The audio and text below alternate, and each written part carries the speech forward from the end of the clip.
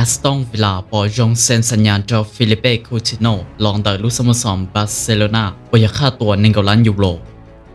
Aston Villa ตกไปฟิลิเป้คูติโนตัวแข่งรอกงเยาปอนจอเลยเท่าลุยลีตาลองเตอร์ที่มัวเป็นสื่อโชว์ฟอนต์ชาลีกันเกาหลีเนื้อมัวเป็นสื่อตัวตบปลอประตูเทียบเปแอสซิสเทียบปต่อให้เตียฟอนเตอร์ Aston Villa กูยายเตียยงดัวกูเลยเดาเทลิโอจอสตีเวนเจอร์ราวิยาตัวตุ้นเยาปอตำนานแต่ลูกสโมสรลิเวอร์พูลต่อมัวเก็บพอเชียร์ซอนเตอร์ฟิลิเป้คูติโนตัวแข่งเทียนยาจอนูเตอร์สเดย์เราอยากนุวันพระหาตาลันเดอร์เลยเทลี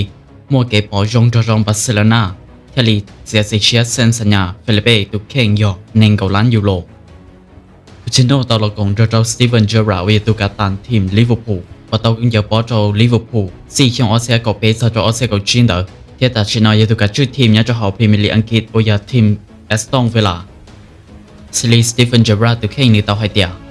บนเดนอนในยาอีสเกว่าเส้นสัญญาณจงกันเก่าจอแอสตันวิลล่าในยาอีตัวเก่าจงกันเก่าลีจอจอตุ้งจะปอเลยยาตอนเดสิลิทาวันในตอลกงยันจอเปไปยิงปอเทียบปอเจนลินเดอร์อย่าวันในวันยาจอสนามเลยยอนยาชันจอสนามไปปอต่อให้เดียในยาตัวเก่าว่ามองนุ่งเกยกันเก่าลีจอไปจะตุ้งจะปอเชียก่อนเลยโตเกิดมูลยาตอนเดสตีเวนเจอร์ต่อให้ลินเดอร์ฟิลิเป้คูติโนต่อตันเดลูกสโมสรลิเวอร์พูลแล้วกงยันจอบาร์เซโลนาช่องออสเซียเกาหลีว่าค่าตัวยาอีปอบแล้วจะอลันยูโรกูอยากให้เตียในยาอีตัวตุนยาปอว่าค่าตัวกี่เกินเกาหลีเนี่ยจอรู้เชิญเดียวเทียแต่ชีสิลิทาวในละกงยันจอบาร์เซโลนาในกูชิมอนลูกผู้จ่าวอยาลอจีคอนในตัวแข่งเนี่ยจอเขาสนามแคมป์หนึ่ง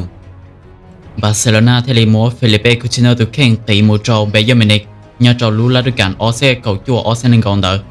เนี่ยจอรู้ละด้วยกันเนาะเทลีตอกตีลอจอแอสตันวิลล่าตอกเอาในโชฟอนเดาชาลีกันเกาเนี่ยจอแอสตันวิลล่าแล้วเทลีปอจงเซ็นสัญญาฟิลิเป้คูติโนลอกงยาปอนจอเลยแล้วต้องเซ็นสัญญาจอฟิลิเป้คูติโนมูซาจอช่องออสเซียนึงเกาจอตอกเอาว่าสักเซ็นสัญญาตัวเตียตาเลยฟิลิเป้คูติโนตัวแข่งเทลีตัวซาอีจันเตอร์โมอัมลาบาร์เซโลนาไฮเดียโซเกว่าตัวลอนยาปอนเนี่ยจอหอมบาร์เซโลนาเนาะนี่ยาอีสเกมบอลชัวร์ถอดว่ากูเจเมลเลยกูว่าจนเราจะสัจวิยา experience และยาประสบการณ์กูตัวมั่วเนี่ยจะหาลูกสโมสรที่นั่นกูอยากแต่มั่วเลยกูมั่วหรือว่าจะสโซเล่งว่าอยากสโซเล่งตุ้งยาปออยากนาเตนิวิสกันจะอีจงแฟนเชดร์เทียสโซเล่งสตูว่ามั่วสเกกงเตเนี่ยจะหาจะรีสเกตเอาชาติไฮเดียตุ้งยาปอทีมซาบราซิลอยากลีฟิลิเป้คูติโน